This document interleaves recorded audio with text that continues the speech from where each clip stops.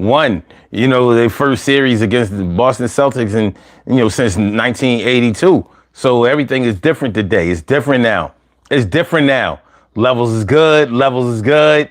Levels good. What's up, y'all? How y'all feeling on this Sunday? Beautiful Sunday. Not too warm.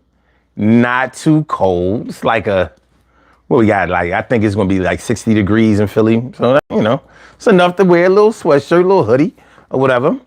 Some people going to still wear short sleeves because they in that spring mode and you ain't going to be able to break them out. Do you realize that this month is Memorial Day, the unofficial start of summer? It's Memorial Day. So for you working stiffs, you're going to have a day off this month.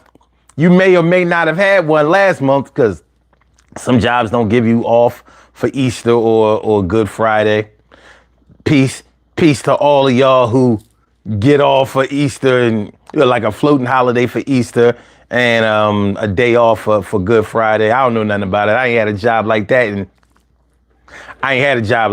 Anyway, it's the Urban Therapy with Sun Show. I'm your host, Sun752, aka Omar with the and if you can't say Omar with the well, then you just say Omar with the R. We are here and we are in motion. We do this thing, taking off fast lane, no coasting, and everything is gonna be all right. We talking about they just too safe for me tonight. They just too safe for me tonight. So what I mean is, and actually it's today. I get it. What up? T Carry, right? Morning, noon, and night. It's always great to have my peoples going directly into your sight. My brother Time is all up in the house. What's good, my dude? And Carla.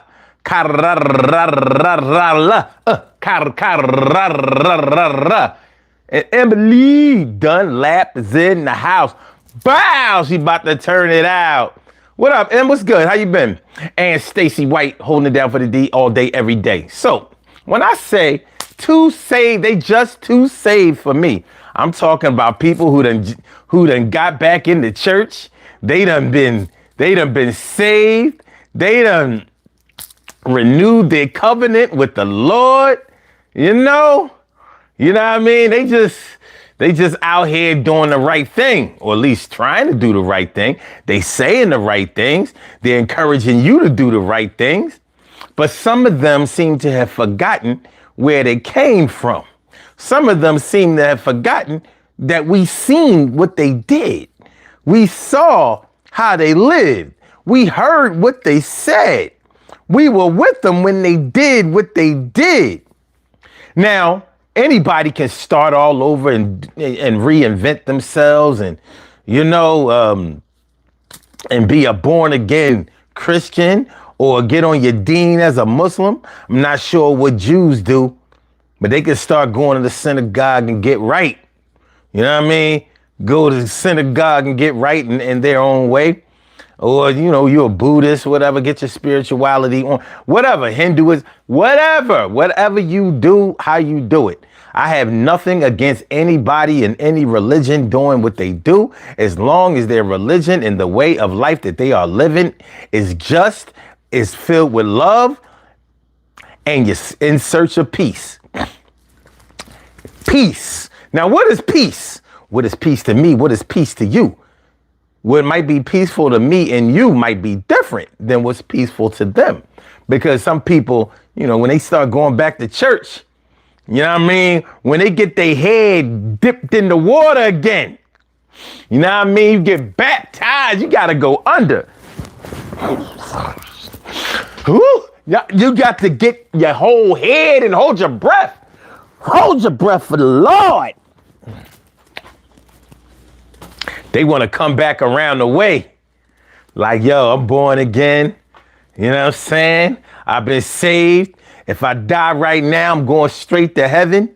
You need to go to church. You need to start reading the Bible. You need to get right with God. You need to stop doing what you're doing. You need to stop fornicating. You need to stop drinking. You need to stop selling drugs. You need to stop smoking. You need to stop sniffing coke. You need to stop banging heroin. You need to stop taking fentanyl. You need to get off them pills. You need to get a boyfriend.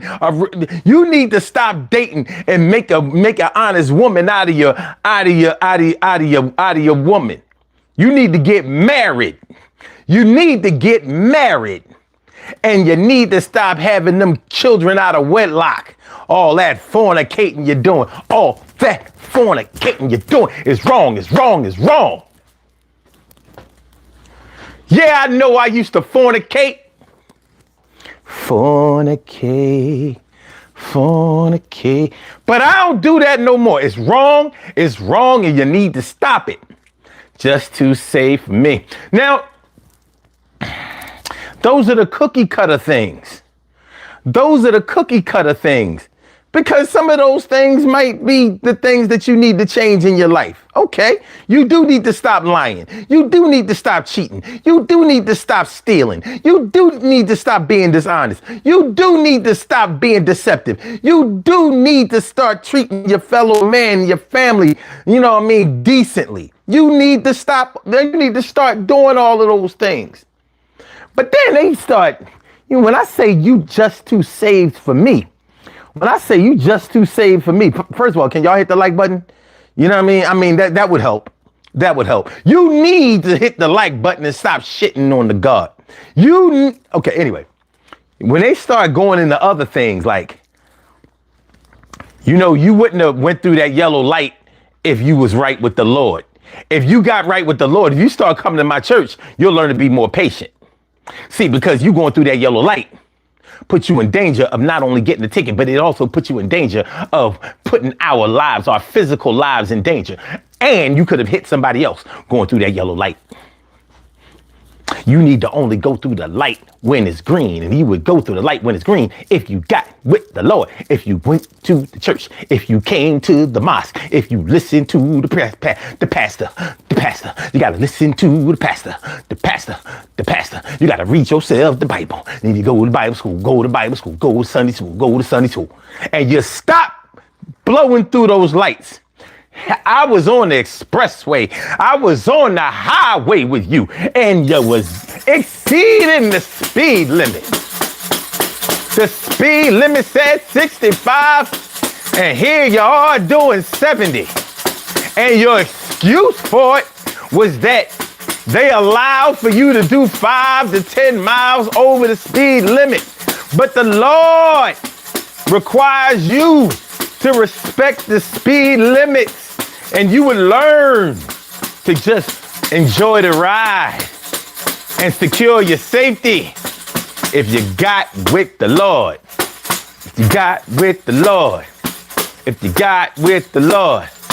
It's the New Zoo Review coming right at you. It's the New Zoo Review coming right at you. It's the New Zoo Review coming right at you.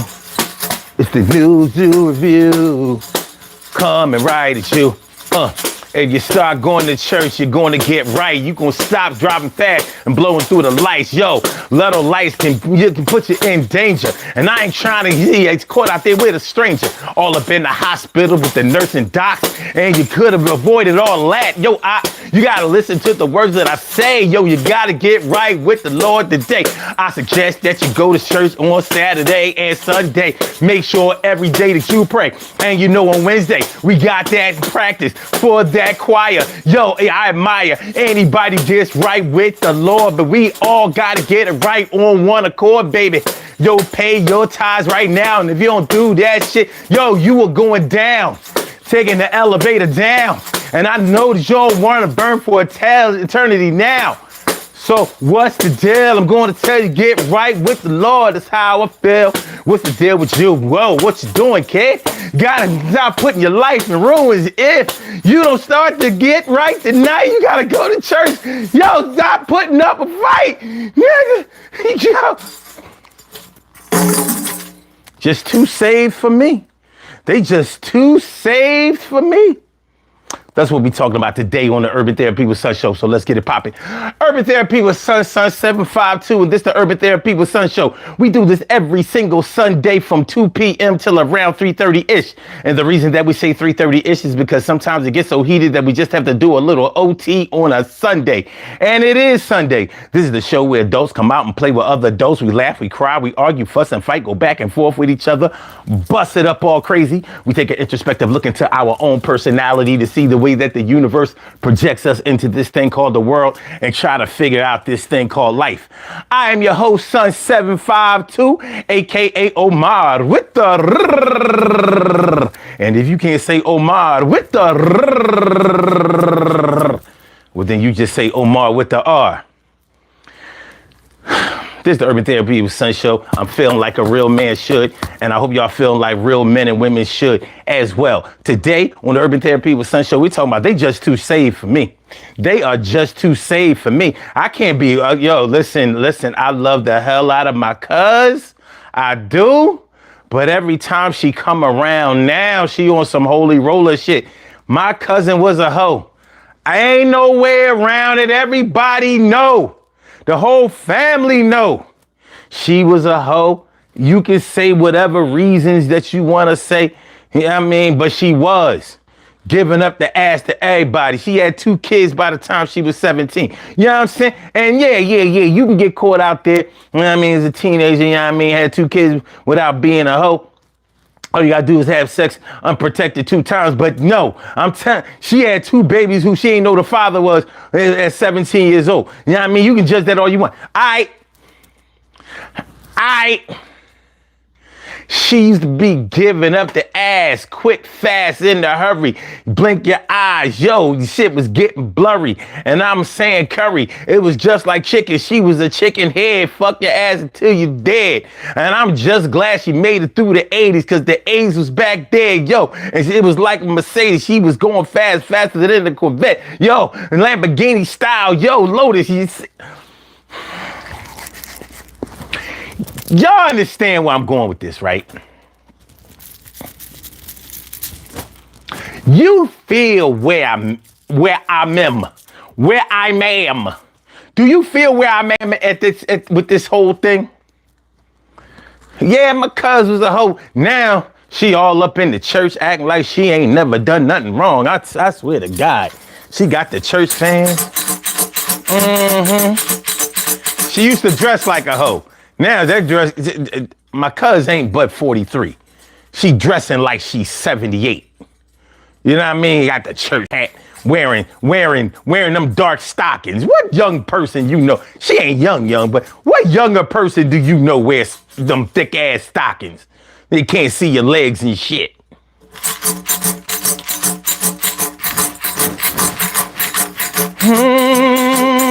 Yes, Lord.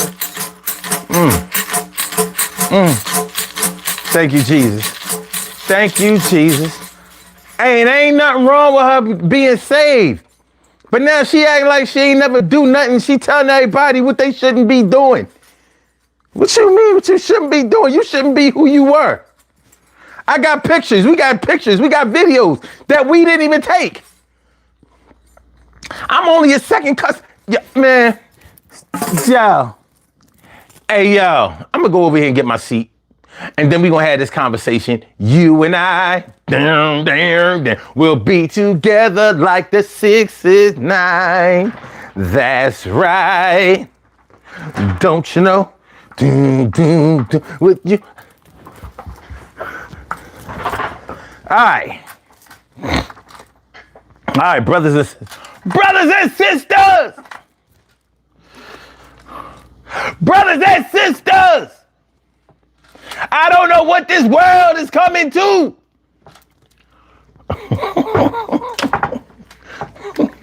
What up, my brother Clay? What's good, my dog? What's good? Who else we got? Hugo Ross. What up? Said looking like a pimp with that carpet ass looking beard. You can eat a dick and your mom can too. Yo, I appreciate you coming on through. You're helping up my numbers, but you're slobbing on my lumber, and we don't need none of that, you fucking cat.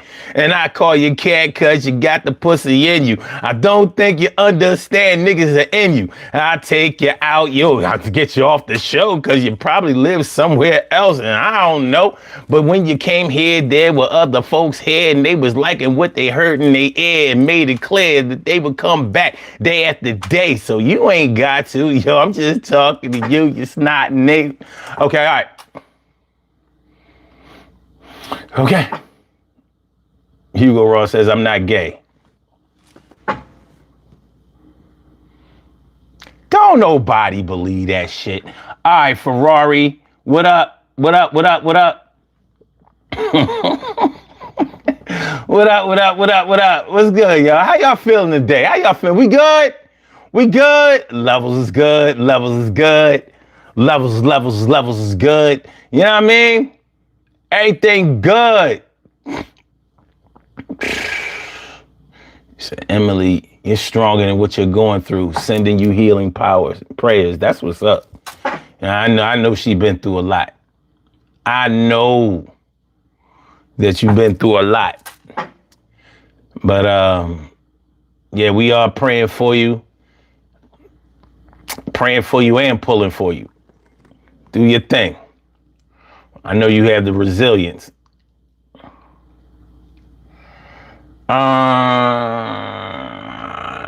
Carla says, I'm not about to tap all of the above on that question.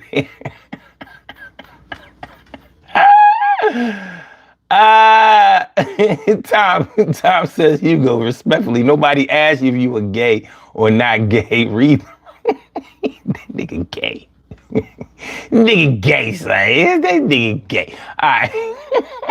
That nigga gay, son. That nigga gay. Nigga, come out of the closet, be a little soft boy.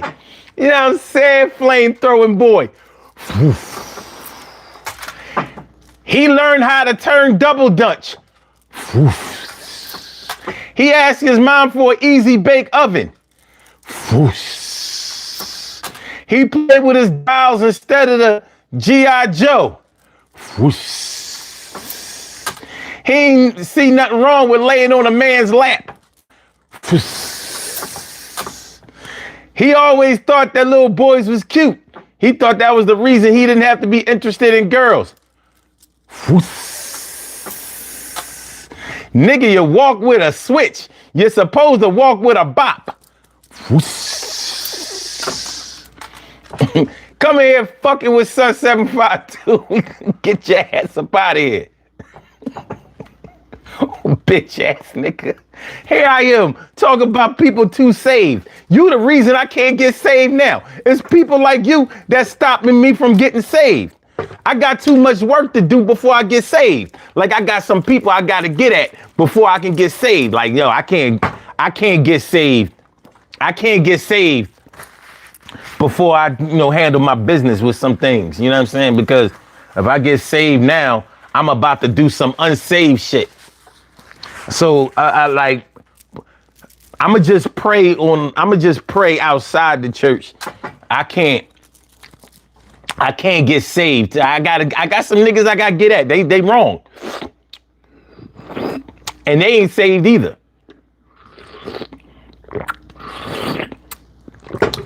You know what I mean? You know how they say, like, it's Muslims and Muslim sons. It's like unsaved and unsaved sons. If you know, you know. If you know, you know. We good? We good? We good?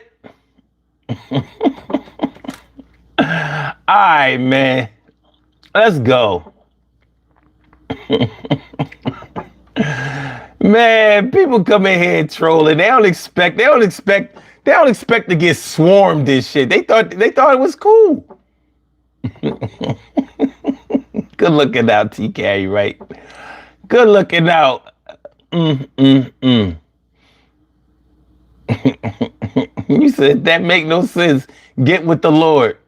It's get right with the Lord, you dummy. You get right with the Lord, you dummy. You dummy. You dumb. You dumb. You dumb, son. You dumb. You dumb. Tom says one son said about said that about his cousin. The first thing that came to my mind was, whoa. That was only my play cousin.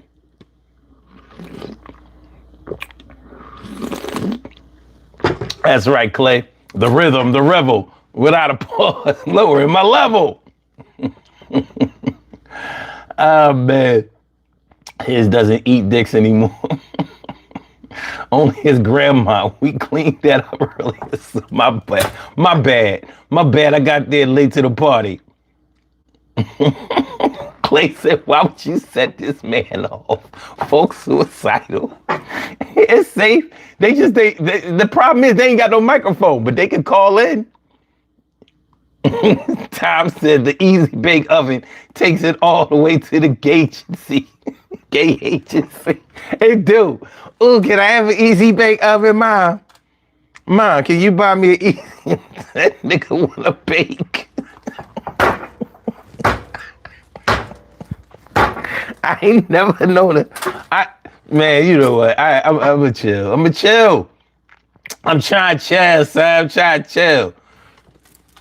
Carrie said the Lord is still working on me, man. He working on all of us. And I mean physically. Building skyscrapers off niggas. Building skyscrapers off niggas. All right, y'all. So what I'm talking about. We talking about. Us talking about. They just too saved for me. Each and every one of us has a friend.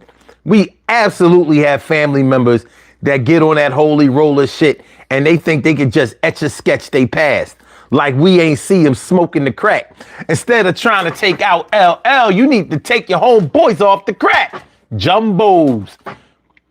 Like we ain't see him all on drugs. Like we ain't see him giving up ass. Like we ain't see him sticking everything moving with a skirt and sometimes on a low like we ain't see, like we ain't see him stealing shit. Like they wasn't selfish as hell. Like they wasn't cheating all.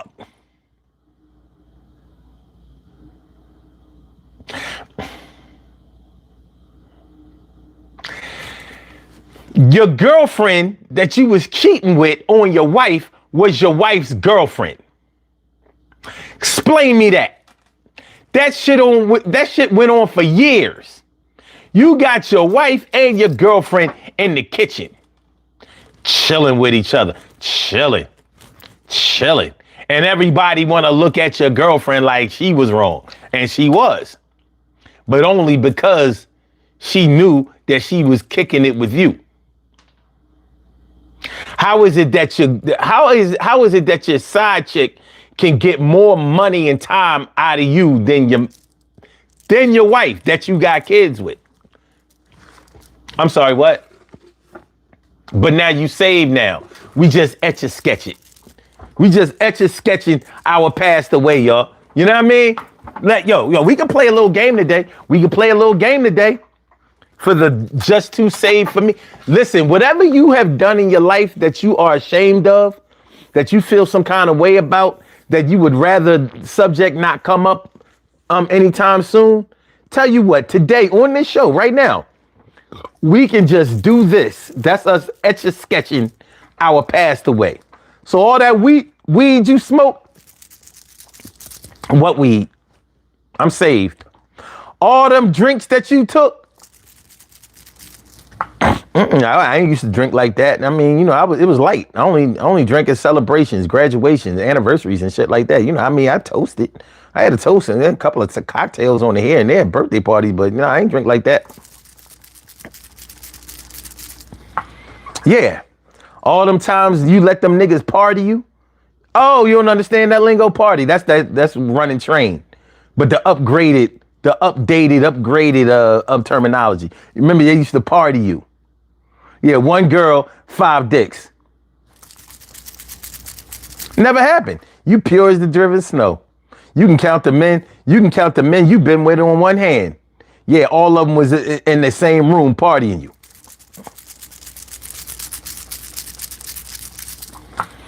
Etch-a-sketching it away, baby. Etch-a-sketching it away. Oh, you niggas watching pornos, but actually being attracted to the men in the pornos. But you kept that on the low. Etch-a-sketch. Nah, I ain't never think about no men. I ain't never think about no men.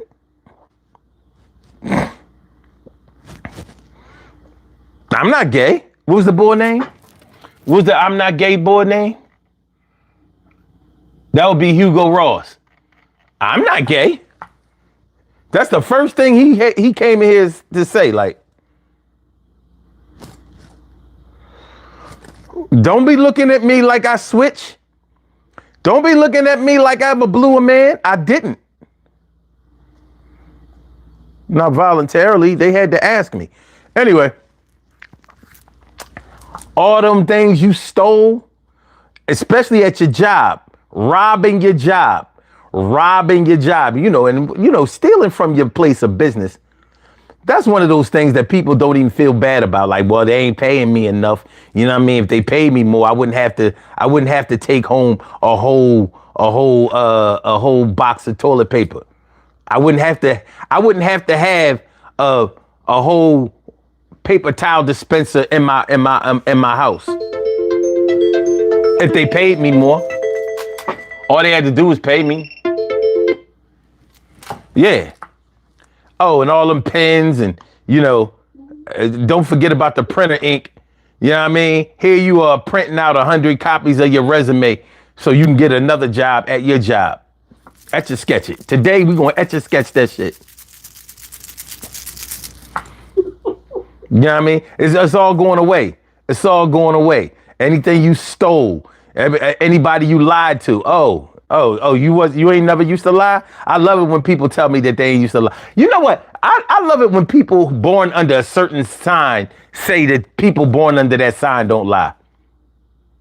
Like, I've heard Aquarians say, no, Aquarians don't lie. They don't be lying and they don't be cheating. And I'll be like, I done lied and cheated with them. But we etch-a-sketching all of that. You safe here, Aquarius. Where grown women don't try me at. We etch-a-sketching. CC, wherever you are, baby. You know what I mean? Don't take it personally. We etch-a-sketching all that shit. Oh, all y'all niggas out there that how they used to say it? How they used to say it when they wanted to avoid sounding like a creep or a predator? All of y'all dudes out there that took the pussy because you knew she wanted it. You took the pussy. Like, really hard convincing. Well, we etch-a-sketching all of that, ain't we? We etch-a-sketching, you ain't never do nothing like that. We etch-a-sketching it all, Kim. You know what I mean? On this show today, they just too saved for me. We gonna etch-a-sketch it. Since they can take away all the bad they've done, we gonna do it too. We gonna do it too. Damn, Simon says Sixers will sweep the Knicks. Slow down, son. Slow down. Let me just bask in the whole Celtics victory. You know what I mean?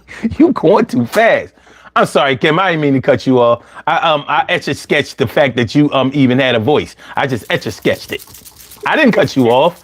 Let me etch-a-sketch that shit. Yo, listen. I didn't have the sound on, and I saw you doing that movement, and I said, what the hell is he talking about? What is happening? Etch-a-sketch was the furthest thing from my mind. You thought I was bouncing a chick on my lap, didn't you? Yeah, I know what it was. You know, you thought I was doing something nasty, like, yeah, baby, ah. She had to be awfully light. What? I already started this perversion early. What is going on? She coming in hot. She coming in hot. Oh my God, because that's always the stage here. That's why. Note to self: do not watch my show with the with the sound down. Exactly. Nothing good can come out of that.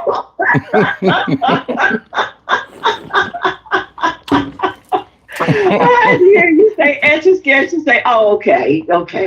Here we are. That's what's happening. Oh my God. Hey, chat. Hey, family. Others. There you go. Without the others, it ain't nothing. Ain't nothing going on. Woo! That's it, because you do be sneak nasty. Sneak nasty. No. Right. If you don't sneak nasty. Anything I sneak nasty did, I'm etch a sketching that shit too. Tell you what, I'm gonna fix it. Since I can't. Yeah, okay. Oh, my eyes are itching so bad. Stop. Stop. But yeah, you know how you have people in your family and they done reclaimed they relationship with God, and now they coming through. Oh my gosh, they running around with the gavel, and they just telling you everything that you should be doing. At first it's all right, like you just glad that they finally got themselves out of danger. But after a while, I'll be like, really? You? That's what we doing. You. Listen. So I know I'm going to have some people listening who love me, who are going to be mad. I mean, be mad, choke yourself. I don't know. No, the cousin I would talk to, I remember she used to always say to me, she used to always say, when you going to go to church? Because I want to see everybody in the afterlife. I want us all to be together. So she used to always say, when you go into his house? When you gonna go to church? Every week she would say this to me. When you gonna get right with the Lord? Just all these different when you gonna stuff. Mm-hmm. And one day she said,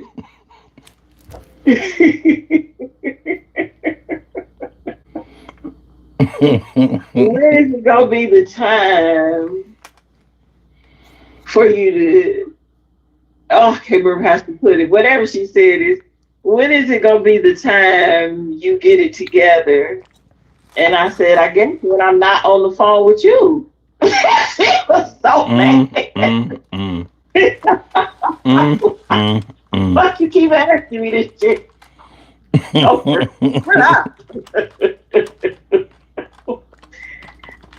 it's the same motherfucker who was doing the same shit I was doing times 10.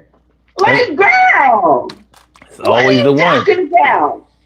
It's always the one, boy. I mean, let's be for real. If I was spreading my legs, you would spread yours too. What are we doing here?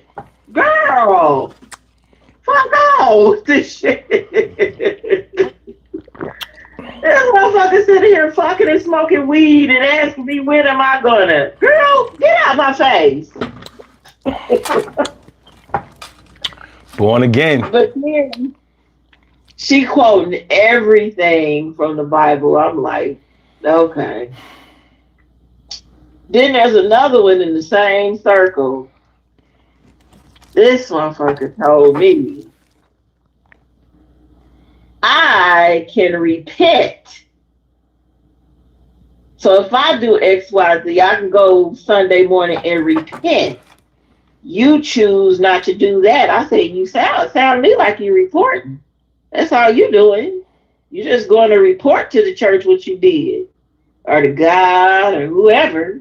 You just reporting. I don't gotta go make a report of what I did because God already know what I did. I mean, what we doing here? She said, and that's the reason why you're not getting any blessings. And I said, if I'm here listening to your bullshit, apparently I'm blessed because I woke the fuck up. And then everybody's mad at me because I said that. They all mad. It's the same group of people. We had a little get together one summer, garage hanging out. So there's a bunch of people over there, and everybody's not of the same age. So I was like, well, come on. We're going to go up to the liquor store. But some of us want something to drink. And she said, no, I can't. That's a sin against God. I can't get no liquor. Y'all can't ride in my car to go to the liquor store. I'm not taking y'all to do that. And at the table, the cousin I'll speak to, and the rest of us was playing spades. This lady didn't miss a beat.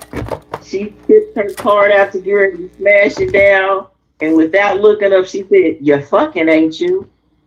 When I tell you the way I laughed. Bluetooth connected. And then the person next to me pinched me to stop laughing and kicked me under the table, which made me laugh harder and louder. My face was entirely red because it was so unexpected, but so timely and on point. Because these brown ladies turned red because they were so embarrassed in front of the men they were fucking, who they were not married to. But they saying, you can't put no liquor in my car. I said, oh, we can't get no liquor, but you can set that thing out. Okay. This is what we doing. Those are the people. Them the people in my circle. Yeah, well, they sound familiar. But it's funny, though. Like, now, on one hand, they might be coming at you because they're looking at it the same way you're looking at it. Like Kim can't tell me that she wasn't doing what I say she was doing because I saw her do it and I was there. The same way you looking at her, like she can't tell me what not to do when she used to do what I was doing way worse than I could ever even imagine doing. No, not used to. Still do. Not used to. You still do. I'm sorry. I'm sorry. But you know, in their mind, they used to. You know what I mean? It's like when people stop doing hard drugs, but they still smoke weed. Mm-hmm. Like they really accomplished something. Like, so let me get this straight. No more crack, no more heroin, no more powder coke, no more, pills or whatever. But you still smoke weed and you still drink. And that's cool. And in their mind, yeah, because these are safe or at least legal substances. So I'm not messing around with the stuff that's going to make me sell my body or sell my car or steal a VCR. I'm not dealing with that anymore. Or anything that's going to make me homeless. So, yeah, it's a hell of a phenomenon, man. It really is, because it's like you might want to give them the benefit of the doubt. No, I'm not. No. I'm not saying, you personally. I'm saying in general, you might want to give them the benefit of the doubt when they first get saved, because you thinking that they really going to change their life around. And for whatever reason, they really felt like it was necessary to do that because they were, they may have been knowledgeably living a life that was dangerous for them. So initially you might be like, oh, you know what, that's good. You know what I mean? But you didn't know it was going to be an indictment of the things that you do or have done. And you might even excuse that at first, but then they'd be pushing too hard and you'd be like, well, hold the fuck up. Now you gotta give them hard scrutiny because you know damn well in your heart of hearts that whatever they have stopped doing, I know that it couldn't have been easy for them to have stopped doing it because they were so deep into it. So now I'm going to have to look look deep into whether they have really stopped or not. And what do you find? What do you wind up finding? All the skeletons, all the dirt, all the fleas. Now, it's one thing when people tell you that you shouldn't use drugs or drink excessively, because it's true. That's bad for you.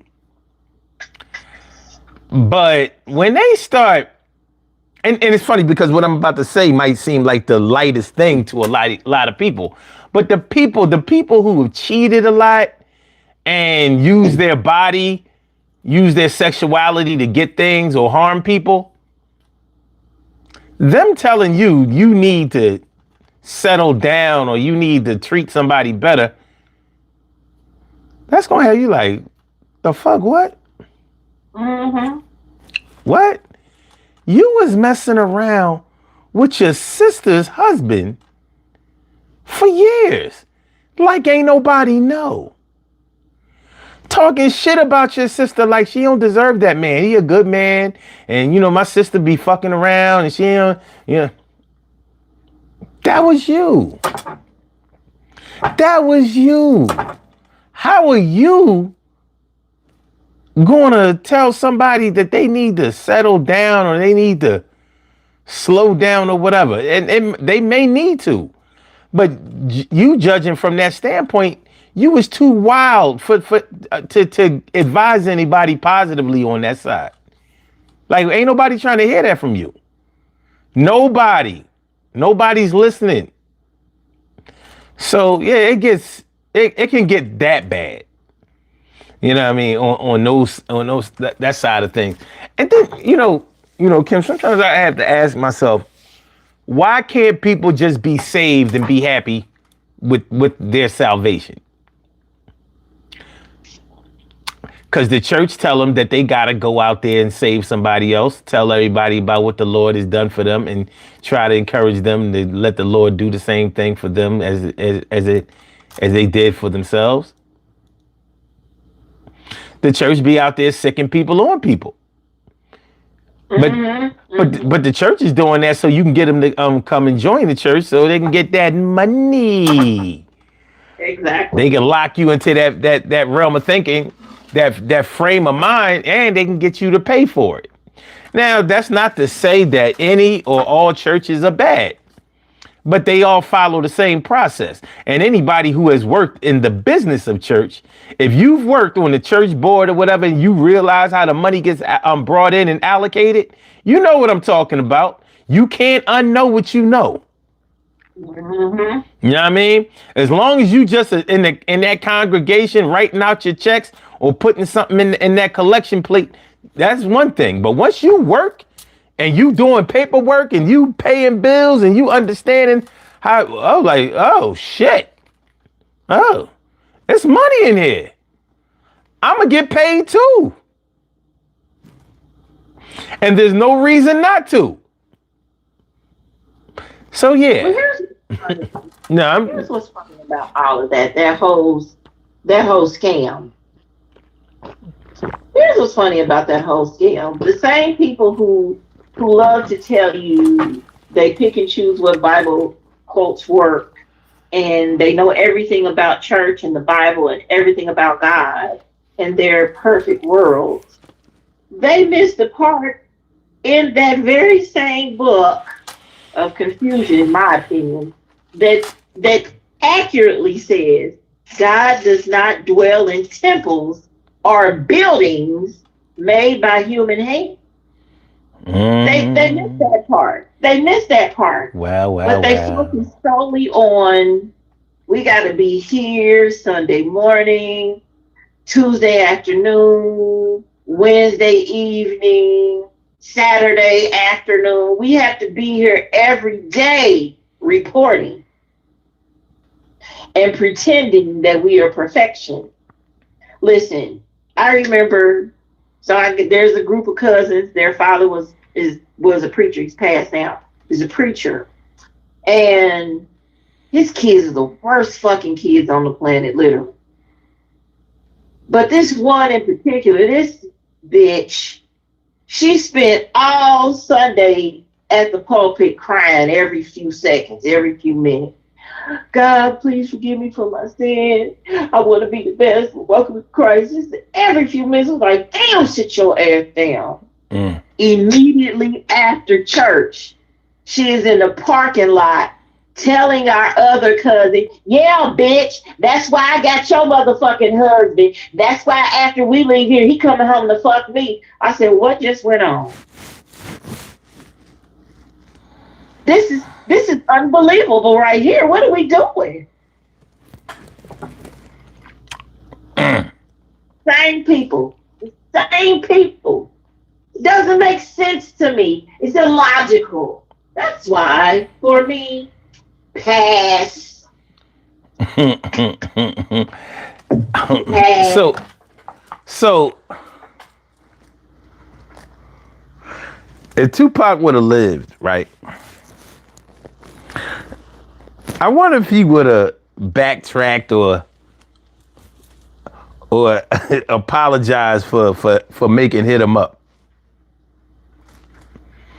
Cause as many people who love that song, I hated that song. I hated it. I hated it then. I hated it the first time I heard it. I hate it now because it was so disrespectful. You know what I mean? It was just too much. That was too much. That was social media before social media was social media. You know what I mean? He started off, that's why I fucked your wife, fat motherfucker. Like, that's how you started off the song? Okay. Well, all right. You know what I mean? But I wonder later on when he became more mature, settled down, been through, had his bumps and bruises in the industry and all of that. I wonder if he would have said, that wasn't cool when I was young. You know what I mean? Even you look at Eminem. Eminem looks back at a lot of the shit that he said, because remember, he used to always talk about killing his baby mom, killing his mom. You know what I'm saying? He always talked down about his mom or whatever. And of course, his mom was, she wasn't a good person. But that wasn't for him to put out there in the world like that. But he was telling his truth at that time, in that moment, in his feelings at that moment. But he fucked around and made it, the middle age. Now you look back on that shit like,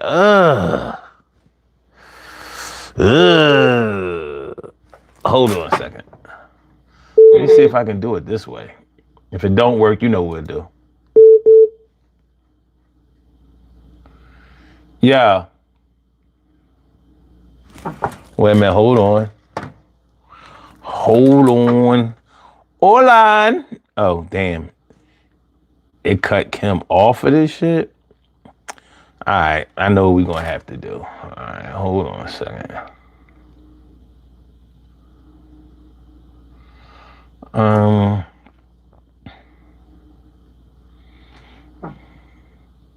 Bluetooth disconnected. All right, that's number one.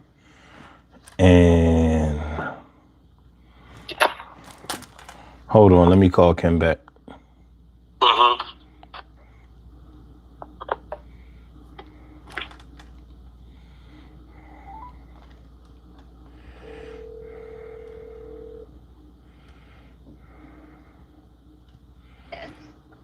My bad. Hold on.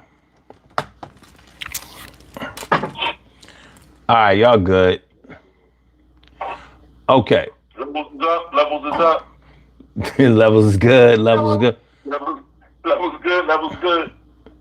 But hold on, so let me finish what I was saying. Like I said, Eminem got to be to the age where he was able to see things clearly. And when he was talking all that shit, he was on drugs. You know what I'm saying? So when you're young, you're hurt, and you're in pain, and you are using, it's gonna make you say a whole lot of things that in the moment sound like a good thing good things to say and a good way to be. But as you get older and you realize how damaging that shit can be, then you take a step back and decide what's better. For some, I would even say for most, that's how that goes. But yeah, that was I wonder if Tupac would have walked that shit back. I just wonder. And honestly, I doubt it. I think he would have found a way to excuse himself for it. I doubt if he would apologize.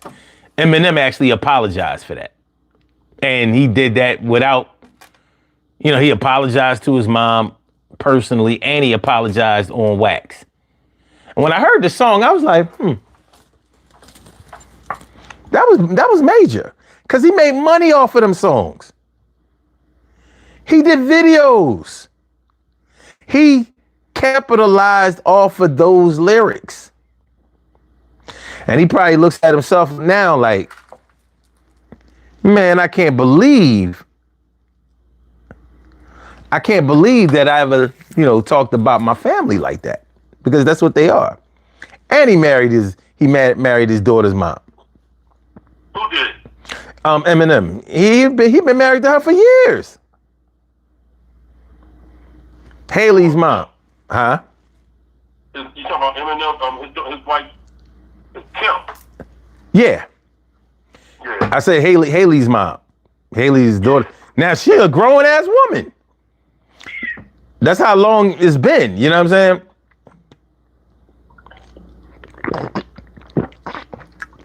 But yeah, we're talking about they're just too saved for me. So we're talking about people that ain't got right with the Lord, or so it seems. And now they going back telling everybody what they should do and how they should act and how they should be. Man. Yeah, I know a lot of them. Man. Yeah. It takes me out. It takes me out because it's especially when you know a lot of shit about what's in their closet. You know what I mean? Like I got a fuck. Then fuck it then.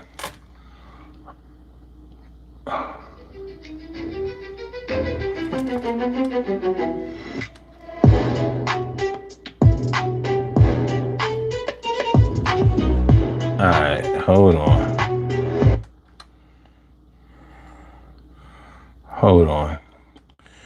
It don't want to act right for me. It don't want to act right for me, so hold on. Damn.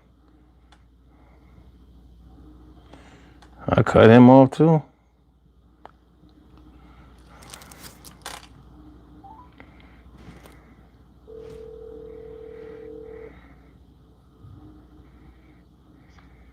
Yep. Wait a minute.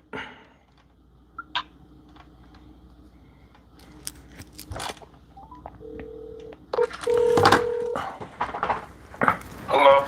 Yeah, I'm gonna just leave it the way it is. Hold on. All right, go ahead. Yeah, and I got a brother, and I know everything. Not so much major stuff, but I know the shit that he's done. And then as soon as he got to church, you want to sit back and try to make it seem like you know more about God than everybody else. Because you've sinned so damn much and done so much underhanded, shiesty shit. Now you in the glory of God, and you think other people are not. And I always try to tell them, you have to be patient allow people to get to where you're at. You don't force feed people God because of the situations you've been through. Mm-hmm. You don't know how people go about talking to God or speaking to God or interacting with God. You don't have nothing to do that. And if you sit up here and you really want to dig deep into what you're saying and how you're coming off, one thing about what the most important thing is that you're not here to judge. Only God judges. So when people sit back and they want to judge you and they want to say this, you can form an opinion and say something to that person, whether it's positive or negative or positive, but you're not here to judge that individual. That's a sin to judge. Mm-hmm.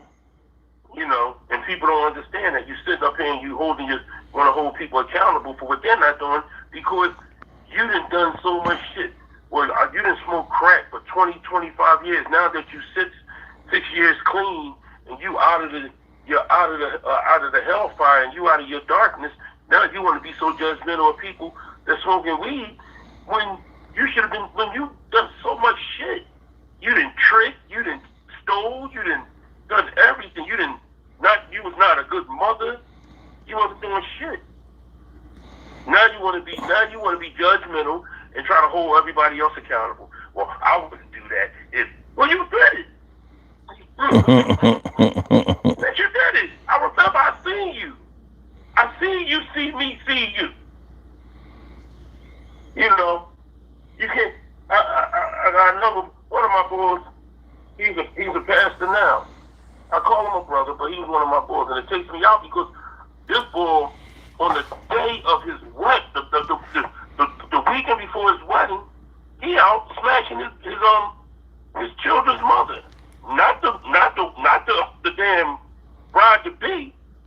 I'm asking like, yo, where you at, man? Oh, I'm over doing some house. I'm gonna get ready. I'm getting ready to. And now you're a pastor and holier than thou, and now you don't want to answer your phone because you can't be around the people that you used to do dirt with because you think you're gonna get pulled back in. That's your fault. That's not their fault. Because other people might not even be thinking about doing what you're doing, what was done in the past. Everybody done matured and got families, got kids. Everybody ain't thinking about doing the stupidity and acting like doing childlike shit, or going to gentlemen's clubs and But now you're a pastor and you're part of a church and now you married, you done divorced the wife that you married and you done all this. Now you holier than thou and you want to hold people accountable for your sins. Can't do it. There's no way you can do that. I've had a brother that was a pastor that when I got married, and I'm talking about not my brother, but another one of my boys, that when I got married, and I know he was deep in the church, he brought a traveling VCR and TV set with the pornos to the bachelor party. Oh, wow. I wasn't even expecting that. Is that against the rules? I don't know. I said, can I ask you something? He said, what? I said, ain't that a citizen thing? Motherfucker got mad at me. Something about that, Troy? Huh? Why the hell would a bunch of grown men want to be sitting together watching a porno? Yeah, that shit is crazy. Because the girls was coming. Listen, because the strippers was coming. So they had to get ready. Look. That's called fluffers. Those are called fluffers. They was fluffing each other. That's weird. I'm gonna put it to you like this. When I was a kid, right, my father and all his friends, while the wives was outside making sure the kids was okay and everybody was enjoying themselves, all the men was in the basement getting high, playing cards and looking at pornos. I knew this because I went in the basement and snuck down there and I seen this shit. I'm like, what the fuck are they doing? That's weird to me. That's weird. They did used to do that back in the day, Kim. I ain't gonna front. They called the movies smokers. But that's because it was so taboo to watch pornos that, you know what I mean? You had to share while you but you still have to put some things into context. Yeah, me and my girls not sitting around watching porn together. Well, some girls did do it though. Some girls did, they watched them. I can't stand people that sit back and want to sit back and carry God around. Like, you can't carry God around and bring God up in a relationship when you're still doing that. When you're Like a badge of honor that they have that's carte blanche to the rest of their salvation. Oh, fuck out my face. Your shit still stink, bro. You can't do it, bro. You can't do it. And it's sad because, like, I seen this preacher outside, right? And this preacher, I guess he had these young people that was from the congregation. They might have been his kids. And he was saying, are you a sinner? Are you a sinner? Are you a sinner? And I'm saying to myself, what did God die for? There would be no need for God for God to die on the cross for Jesus to die on the cross if there was no sinning. Because that's what he died for. So, then everybody's a sinner. Anytime you think about sinning, or you think about lust, or you think about what you're going to do, if God knows all, sees all, and he knows what's your thoughts, you're a sinner just from your thoughts. When a woman walks down the street and you look at her ass, you're sinning. There's no way a person on this planet cannot sin. I'm glad you brought that up, Troy. There's a church in my city, and on the front of the church they have this big banner that says, "All sinners welcome." It's still there, but when I was a little younger, I printed out a sign and put on their door because there's sinners inside. Right. Oh, you doing too much. Yeah, See, but see, here's the thing. You know, I guess my thought process when I was writing this show up was that it's one thing if you trying to get somebody to change their life around, even if you used to do it, even if you still doing it, you know, like one of the problems that I always had with people saying that you have to practice what you preach is that you can. So just because I'm not doing the right things, I can't encourage you not to do the wrong things. Like, I don't agree with that. You know what I mean? Because if I'm not doing the right things, does that mean I can't tell my kids not to do the right thing? I mean, I can't tell my kids to do the right things. I have to tell them, yo, you got to go down the same path I had. But the other problem that I really have is like, okay, telling somebody, you know, trying to keep somebody safe or trying to keep somebody from going down the path that you strayed is one thing. But when they start getting real nitpicky, like I wasn't bullshitting when I was talking about earlier, when I was saying how, you know, you might be doing 5 miles over the speed limit. You know what I mean? So the speed limit is 65 and you doing 70. And they seriously saying like, you know, that's not right. You breaking the law. You know what I mean? Or you're not supposed to put if your trash day is on Tuesday, you ain't got no business putting your trash out on Monday morning. Like, and they'll tie that into the Lord. You know what I mean? And they seriously are saying things like, you know, if you got right with God, then you would always do the right things, because that's what I'm doing while I'm on my walk. They hide behind their walk a lot. And that's pretty much what I meant by they too saved for me. You know what I mean? Like, okay, issues of morality and human values, I don't have no problem with that. But when you start, you know, crossing that shit over to, like, yeah, that's why you got to vote for Donald Trump, because the Republicans believe in the Lord, and the Democrats, they let atheists be in that political party. Like, nah. You know what I mean? Like, that's where I can't fuck with you. Like, you doing too much. You too saved for me. You gotta dumb down your saving a little bit. Because not only is that gonna make me look at you, but now it's gonna make me not want to be around you. Because you too saved for me. Like, I'm sorry to interrupt. It takes me out when people contribute to your sinning, but think they're not sinning. exactly. If a person going out there and he's stealing stuff from department stores, and then come home and you go to their house and you buy what they just stole, then you contributing to their sinning. So you're part of the sinning. Yes. Associate now, and when we discuss, you know, the things that are liable to come with dealing with this administration, one of her things is just have this conversation Friday. Her exact words. She said, "Well, I'm not gonna be hungry, and my son, we're not gonna be hungry. If we just got to take our time and walk through the store and make a sandwich here and there and eat the sandwich, then go open the candy bar and eat it, and I put my little trash in the trash can, and we'll just every day, 3 times a day, go to the store and walk through and eat. And that's what we do. We're not going to be hungry. But in the same breath, she says, I keep telling y'all it's not going to go the way they want it to go because the Holy Spirit told me X, Y, Z. And we're going to be all right. The Holy Spirit told me blah, blah, blah. And it's going to be okay. And it's going to go bad. And I'm like, no, wait a minute. Let me get this correct.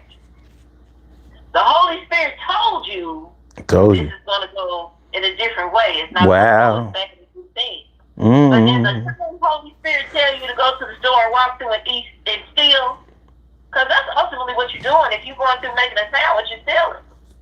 Part of the commandments, thou shalt not steal. But she says this stuff. But then we get into a debate because there is no question. I don't give a fuck about the Bible, and everybody can have their Jesus Christ. I stand on it. Get mad, argue with your mouth. My belief is totally different. Mine is logical to me.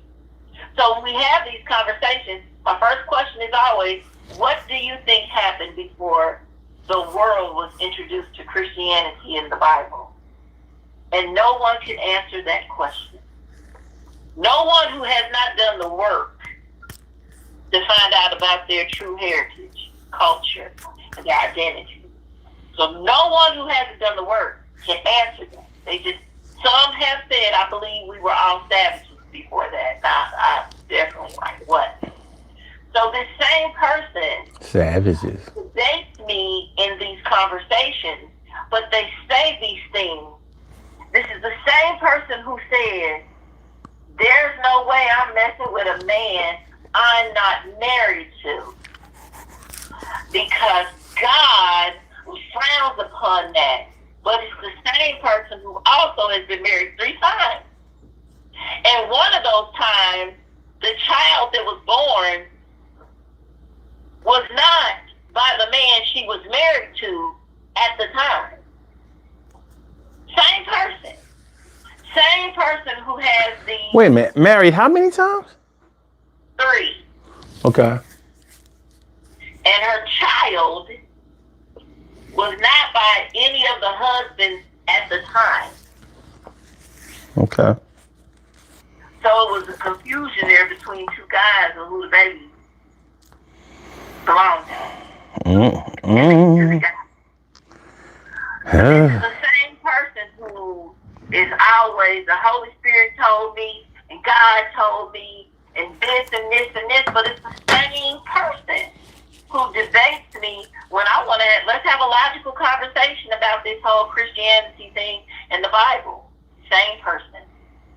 And I'm like, you can't understand why I don't believe what you're talking about? You can't understand why what you're saying to me doesn't make sense? You can't understand why I don't give a fuck what you're talking about. You out here saying you're going to go steal, but at the same time, you preaching to me. Girl, get the hell out of my face. And that's for all of them. That's for all the preachy ass people. Get the hell out of my face with the bullshit. I know there's a fact. There is a higher power, and we all exist. That's a fact. And one day we won't. That's a fact. But none of us have proof of anything. So all these self-righteous ass people, like my one cousin, I love her to death, but every time she get in church, she is a different person, where everything you say is, God don't approve of that, or, hey, just believe in God, it's going to get better, and, oh my God, don't say that, because God don't approve of that. She becomes this person when she done everything in times 10, plus 100. And even more. But she has breaks where she's churchy and then she's a sinner. And then she's churchy and then she's a sinner. Girl, you a sinner all the time. Can't take them seriously. I can't. None of them. I can't take them seriously. Yeah, you know, I don't have no problem with anybody who's into their faith. I really don't. I don't have no problem with that. I just have a problem when you try to enforce your faith on to others. And then you make me look at you. And I don't really want to do that. Like if I'm doing the wrong thing, I'm doing the wrong thing. And me doing the wrong thing is not dependent upon somebody else doing worse or doing the same thing. If I'm doing right, I'm doing right. And if I'm doing wrong, I'm doing wrong. But if you're trying to change the things that I do, and it's not grounded in the right way of thinking or whatever, don't expect me not to acknowledge that. Don't expect me not to say nothing about it. Don't expect me to just let that slide. That's where things go left for me. That's where it goes left for me. So I can rock with all that old other shit, but man, don't start trying to impose your will or your way of life, your thoughts. Especially when I know, because if I see you struggling, I want to help you. But not if you're trying to harm me. You know what I mean? Yeah, it's just like with the Muslim religion. They are somewhat of the most. Some people they're on the same level of force feeding, trying to push their religion on other people instead of just sitting back and allowing them to make a difference on what they want to do. You know what I'm saying? Yeah, you're a Muslim. I respect your religion, but don't knock my religion because you want me to be part of your religion. You know what I'm saying? Well, there's things that, no, go ahead, finish. You know, there's things that I can read in the Quran or I can hear you speak on that I can be like, you know what, that makes a lot of sense. I can use part of that in my life for what you're talking about. And there's things like for instance, my ass too big to be doing Ramadan. You out of your motherfucking mind. I ain't starving myself until the sun go down.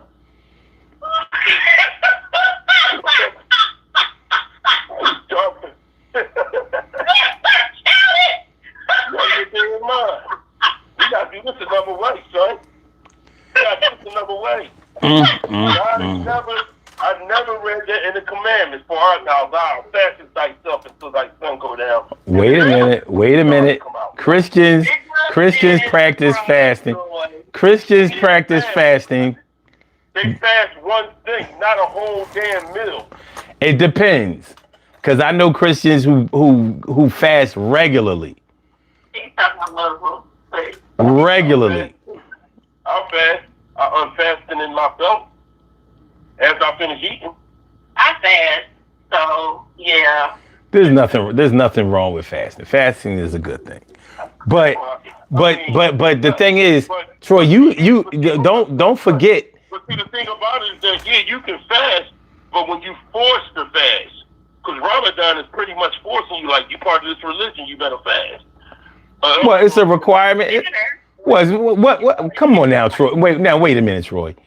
What religion does not have rules that are set in stone that everybody under that religion is supposed to follow? Yeah, that's true. So come on now. And don't forget the way that Christians used to do Muslims and the way they still do Muslims. I ain't never heard of no Christian ban in the United States. But I sure have heard of a Muslim ban. Yeah. You know what I mean? And on that, they killing Christians in Muslim countries. And Christians have killed everybody in every country under every religion.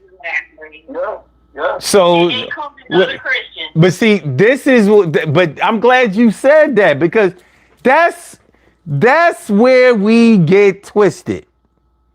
That's where we get twisted. Just because something belongs to me doesn't mean that I can excuse everything that's going on under me. You know what I mean? And we can't forget. Now, when we grew up in Philly, You know damn well anybody that was wearing Kimars and all that kind of shit, they was having a hard ass time. Dudes used to snatch them off girls' heads and tease them and all kinds of shit. And you know it. You've seen it, and so have I. Anybody who was different, anybody who didn't celebrate Christmas, even Jehovah's Witnesses had a hard time. Son, I've seen a Muslim girl garbed up, come in the bar, drink, and then twerk with the kimar on. Okay. So a lot of so one or two or even 100 examples doesn't represent everything, because that you can say the same thing about everything. But see, what I'm saying, son, is that it doesn't represent everything. But if that person comes out that bar and then want to hold you accountable for whatever you're not doing right? But she's doing wrong by not following her beliefs, then that's where the line is crossed at. Okay. I don't have a problem with that. What I'm saying is Christians have run the United States since its inception, since it became the United States. And they have alienated everybody else. They have hurt everybody else. They have discriminated against everybody else. They fucked over everybody else. They perpetrated violence against everybody else who wasn't a Christian. And that now that you can finally be anything you want to be besides a Christian without getting your head beat in, or without getting, cross burned on your lawn, or being terrorized, or being ridiculed, or being demonized. Now a lot of Christians are being called to the carpet for the way that they've treated each other, and for the way that they've treated us. Shit, our grandmothers did it to us. Judged us heavily and screwed. You got motherfuckers. It's so bad. It's so bad. I know people who converted to Islam and wouldn't tell their grandmother about it. Why wouldn't they? It was only the brave ones that was like, listen, grandma, I ain't eating no pork no more. You know what I mean? It ain't about Jesus and all that. Because they loved and respected their grandparents, and they knew their grandparents wasn't having it. And so they dumbed it down. So when they came around the family, they was forced to eat the pork that was in the greens, or the ribs that was at the cookout and all that old shit.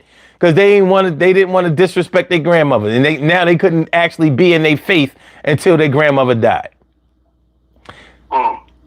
Because that's how strong Christianity has been. I mean, look at that shit that's going on in the Trump administration.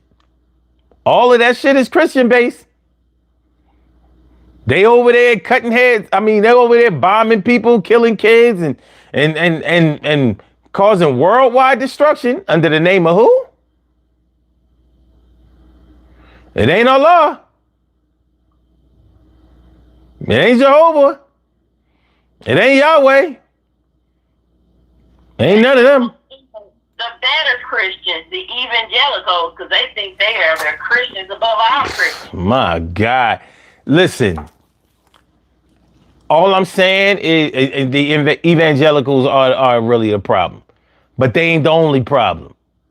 Christianity as a whole needs to check itself. Everything. From the Catholics to the Protestants. They all need to check themselves, because they got a lot of fucking nerve. Come on now. Where did we get holier than thou? Don't no other religion say that. Don't no other religion. You don't get saved in no other religion. Mm-hmm. So the hypocrisy, I mean, chill out. Can't no Christians. I mean, Christianity as a whole, as it's practiced in this country, they can't tell nobody nothing. They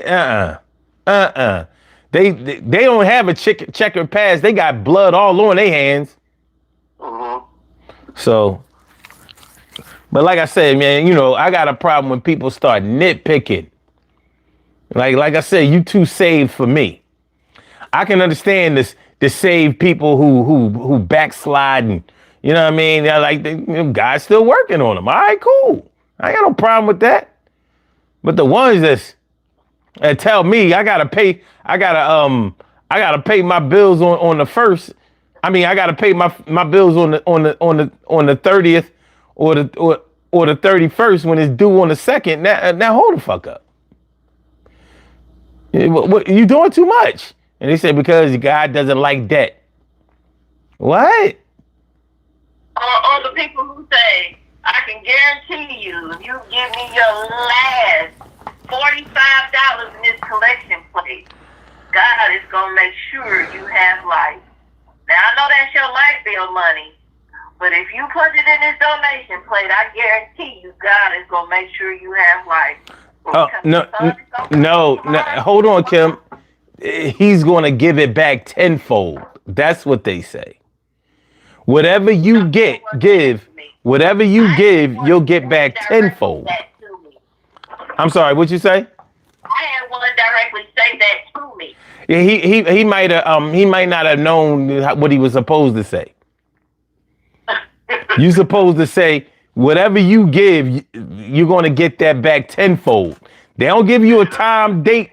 They don't give you a time frame. It's just gonna happen. Just like when we're told that, you know what I mean, COVID was just gonna disappear.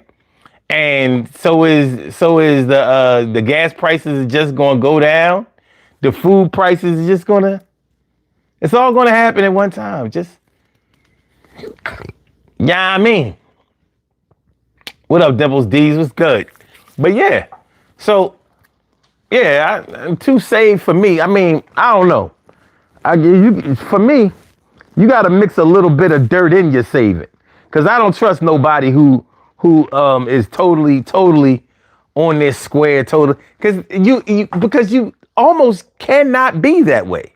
Sure, you can stop, you can not lie, you can not steal, you can not cheat, but you cannot not live. At some point, you're going to be in a spot where you got to take the shot. You know what I mean? So, you know, okay, let me ask y'all this. And this is a tough question. I realize this. This question is for y'all on the phone, and this is also for the people in the chat. And I want y'all to think. I want you to really, really think deeply and closely before you answer this. You got 2 trucks. One truck is like an armored truck, and it dropped off a bunch of money. And the other truck is like it's a trafficking truck, and it dropped off a bunch of bricks of coke. Which, if you would partake in either one of them, which one would you take? The bricks of coke or the stacks of cash? If you would, you know, take either one, because some people might not take either one. Which what? The stacks of cash. You would take the stacks of cash? Okay. Yeah. All right. Unmarked, like Carrie said, yes. I'm taking without the little dye tag. I'm taking the stacks of cash. We not going to play with the little dye tag. Okay. I'm to be honest with you, I'm taking the coke. No. Because there's no such thing as unmarked money in an armored truck. There's no such thing as unmarked money anymore. Period. That money is traceable. That coke ain't. That coke is between the buyer and the seller. Whoever was transporting it and whoever was supposed to receive it. And you take a stack. If you take the weight of the coke and the weight of the money, I know that coke is worth more than that stack, whatever the weight is. But I put that question out there like that because that's me. That's me. It's dangerous to take either one because with all these cameras, you don't know. But you can best believe the camera is going to be rolling for that money. For that coke, not necessarily. Okay, now there are plenty of people who wouldn't take either. And those are the people that, are probably hold themselves to either a higher moral standard, or they don't want no trouble, because there's going to be trouble with either one. There's going to be trouble. So, but where your thoughts about criminality lie is based on some of the things that y'all said. Like, yeah, with the money, yeah, I'll take the money because I might need the money. I might not. You know what I'm saying? Like, you'll take your chances on the money. Nigga like me, I don't use drugs or sell drugs. I'll take that money and pay tithes in the church with it. Like I said, you know what I mean? Either way, you're taking something that doesn't belong to you. So, I mean, it is what it is. But yeah, I see what Clay said in the comments. He said, nope, I don't want the drama. Yeah, there's going to be somebody looking for either one. Somebody's looking for either one. But hey, you know what I mean? Put them bricks in the safe. You know what I mean? My retirement is good. And coke don't get stale. Yeah. Keep that shit refrigerated. Buy a whole deep freezer for that shit. Like, that's my retirement. Nope. Put a lock, just like grandma used to do, put a lock on that motherfucking deep freeze. Yeah. Do not open till I'm dead. That's my generational wealth. You know what I mean? My grandkids gonna be as soon as they commit that first crime, which is getting that shit, either getting it distributed, you gotta cut it up or cook it up. Whatever you gonna do, that ain't up to me. But you got generational wealth right there. Boom. You know what I mean? You shouldn't need more than a couple of bricks a year. You good. But anyway, Carrie says there used to be a time that I wouldn't have taken either. Yeah, I get it. I do. And she also says, my issue is that I look and dress like a detective. Going to have to call my cousins to help. I get it. So it looks like I'm the only one that would take the coke. I'm so proud of that. That is so cool. That's so cool. Yeah, that's so cool, because I'm the only one that's gonna have some real money. You know what I'm saying? I finally get to live out my dream of selling drugs. But I'm not really gonna sell them. If you sell weight, you're not really selling drugs. You just, your business. Your business, man. Clay says, at best, I'm like, hey, buddy, you drop your bricks hoping for a reward. Like, nah, probably get popped as a witness. Like, nah, yeah. No. I know a few people who can help me out, and they will quick without killing me. Like, Yeah, that's too much. That's too much stress for me to do that. That would be too. Listen, trust me. Who do you know that ain't gonna knock you off for a briefcase full of money? I watch the ID channel. I'll take my chances with the drugs. Huh? I wasn't telling nobody I got it. Now that's a different conversation. I'm not sharing it.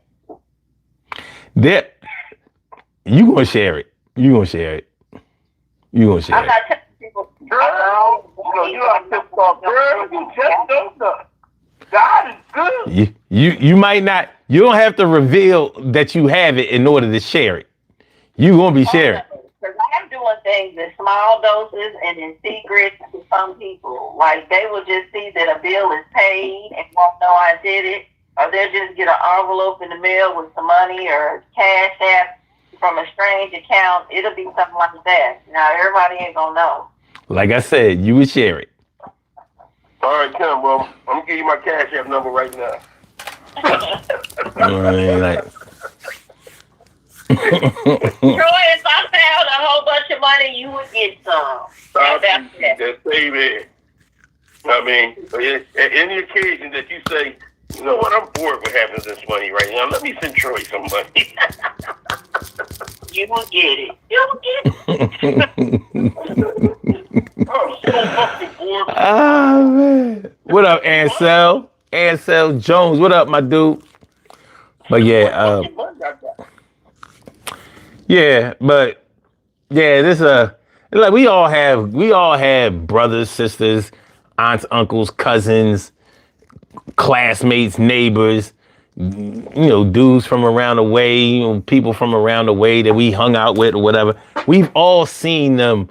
It's not just people who go to church. I mean, people who go to drug rehab, they come back telling you think they never used drugs in their life. Some of them, because now they not only are they off drugs, now they in the church too. Oh my God. Oh my God.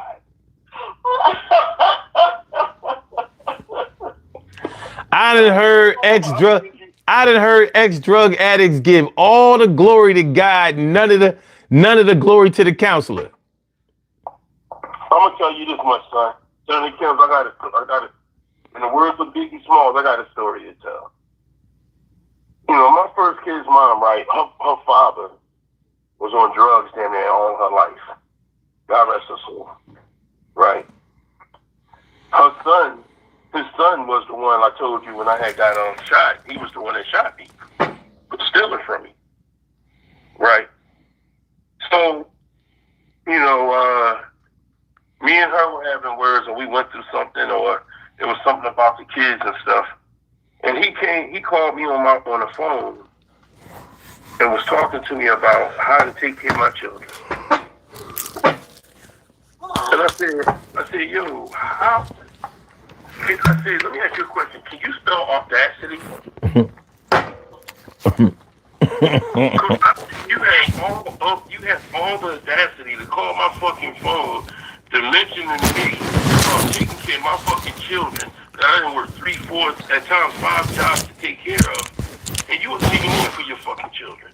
And your son, you wasn't there so much for your son that he's done so much stupid heinous shit to the point where he even shot me. And you coming at me? I said, motherfucker, no. He said, you got to be inspired. Like, well, you know where I live at. And if you come here, there's going to be grounds for me to knock you the fuck out, man. I said, you out of your fucking mind. You fucking drug addict. You still, if I throw one in front of you, you're going to take it. Because I know your punk ass. I can respect you if you're trying to say, well, look, let's see what we can do to make sure that the kids is okay. Or even if you say that, but to sit back and try to tell me what to do with my children when I'm doing everything I can do with my children? No. Sometimes children go through the sins of the mother side of the family. Because I've never done a drug. I've never, that wasn't prescribed to me. I don't smoke no weed. I don't do none of that. You can teach your kids everything and a thing not to do, but if they don't want to be leaders, they'll become followers. But and then you preaching God to me. You?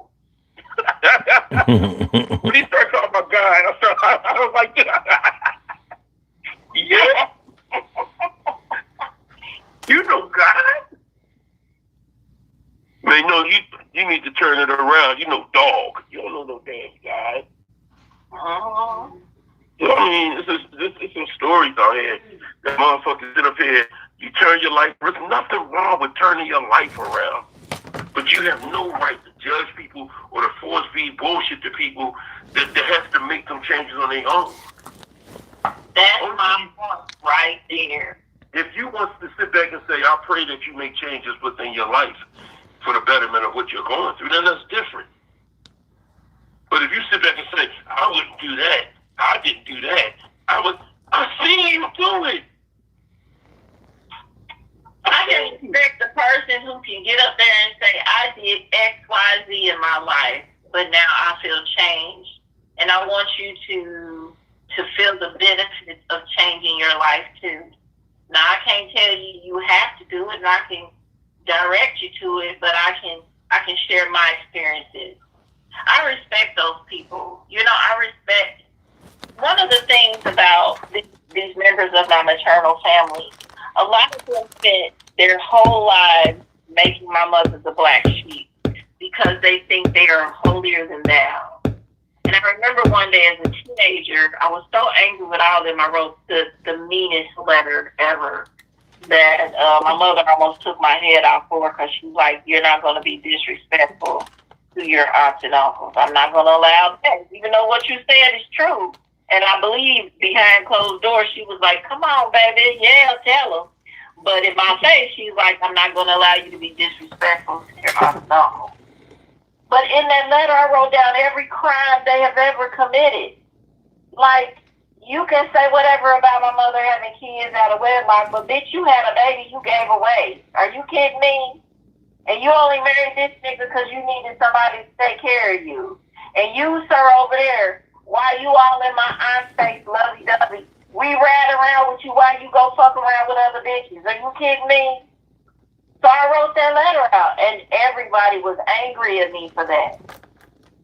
But it's like, are you kidding me? And even now to this day, these are the same people. I'm like, I'm not going to waste another breath on you. You can say whatever you want about my mother, but one thing about her, she was upfront and honest, and she never tried to force feed anything to you. She kept it straight 100, completely 100. That was it. Like my little cousin who died. He met you where you were at. He met you in the place where you were, and he never tried to treat you different or act holier than thou. Mm-hmm. He just met you there. Because he said, shit, I walked in that path, so it is what it is. We all got to grow up sometime and learn a different way. But I got you because I love you. That's all it is. But if you can ram it down my face, you can browbeat me, you are getting ready to be really mad at me because once I let loose, you're going to want to put your hands on me. And we can go after it if you want to, but I'm going to read you. And the books I have, they ain't even received. These are novels. So please don't force my hand at the pen. That's all I'm saying. I respect you getting your life together, I do. And I champion it for you. And I got your back. But what you're not going to do is sit down and criticize me every breath you breathe because now you walk in the highlight. Fuck you and your highlight. You've been a fence rider for as long as I've known you. Don't play games with me.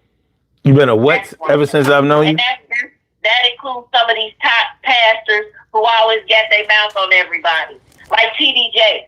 He cannot keep his mouth off of Meg Thee Stallion. Nigga, you was at the Diddy party. If you don't shut the fuck up for real, show ass on. Oh, weird, creepy nigga. I can't wait till his truth come out. And all these ones they keep, at the end of the day, pulling receipts on and showing, you did X, Y, Z. You didn't touch kids. You touched boys. You sitting up here preaching at the pulpit and trying to make everybody feel like dirt. Well, nigga, you was the dirt digger. You are from the dirt. Fuck on out of here.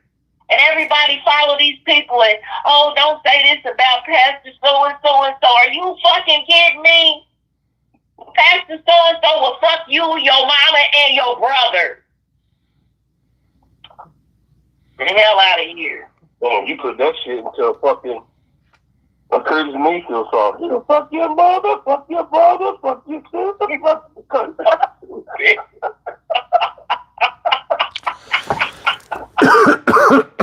You took me if he will. Just so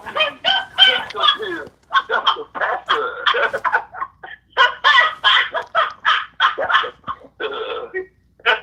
Damn. You stupid. hilarious, man.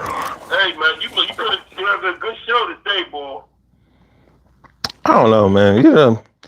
You can run into these situations, and a lot of things. I mean, Man, quit opening this door. sometimes you just have to try to you have to try to separate whether somebody is telling you something for your own good or trying to be helpful, I should say, or if they're just trying to be judgmental. Mm-hmm. You know. But let's go to the poll question, because I actually want to talk about this, even though not a lot of people answered this. But let me see. Which of these things that folks used to do would make you disrespect them if they tried to tell you not to do them? So most people picked cheating or messing around with cheaters. Let me see. And people who used to use drugs, people who used to be violent, and people who used to lie or steal. Out of those, what would y'all say? Like, which one of those are you least likely to listen to? Say it again, please. Cheating or messing around with cheaters, like either you cheated on your spouse or your man or your woman, or you messed around with somebody else's man or woman. People who used to use drugs, or people who used to sell drugs, same thing. People who used to be violent, like whether you're just talking about knocking niggas out on the street, being threatening, or whether you're talking about domestic violence, or abuse on any level, or people who used to lie or steal.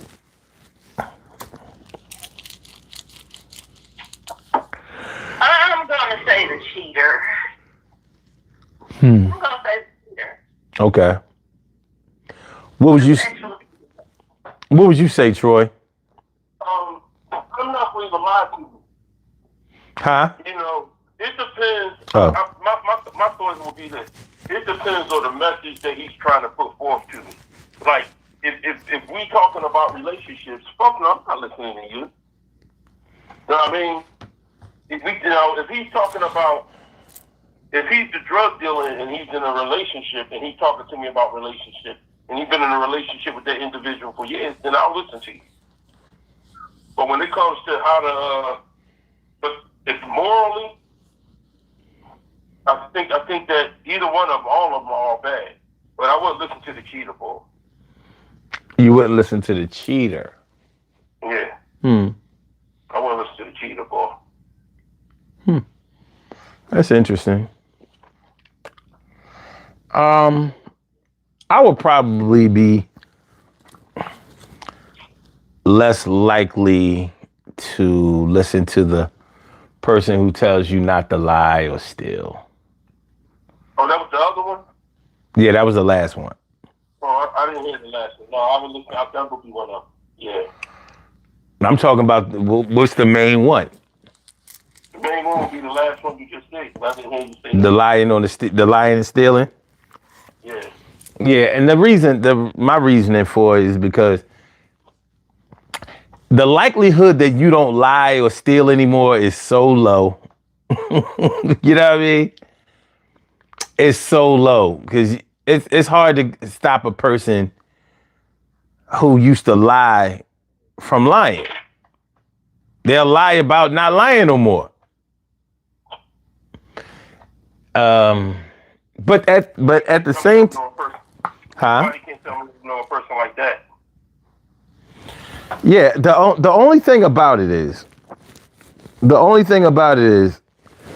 I never have lived. Well, I ain't gonna say never, but I don't live by. I don't do it. No, I don't live by. Don't do it, even though I do it, because like I was explaining before. If you are on drugs or something like that, and you tell me not to use drugs, why wouldn't I listen to that? Like, is that going to make me go out and use drugs like you? You know, if you down and out, you've lost everything, you damn near homeless, or you are homeless, and it's all because of your drugs, why wouldn't I listen to that? Even though you're still using, why wouldn't I listen? Do I want to end up like you, or do I just want to be so strict with my practice, what you preach, that I'm not listening? You know what I mean? Some things, sometimes we get on a high horse so much with our anti-morality that it can make us make the wrong decisions. Yeah. But for me, that can go for anything. Like, even the cheater. Like, you know, if you cheated all the time or whatever, but I see that you've lost a lot because you cheated. Yeah, maybe I ought to take it into consideration. Or at the very least, don't cheat like you. Like, goddamn. Now, when it comes to infidelity, I've seen so many different things happen. Some things like physically catastrophic, like, you know what I mean, you fuck around and give AIDS to your spouse or whoever. I've seen that happen. And I've seen it happen to whereas they still stayed together. Crazy shit. And I've seen the effect that it can have on families and children who grow up and get all the wrong ideas about how relationships are supposed to be and what a healthy relationship is supposed to look like. I've seen all of that. So just because you cheated or you still cheating doesn't necessarily mean that I shouldn't listen to what you have to say about cheating.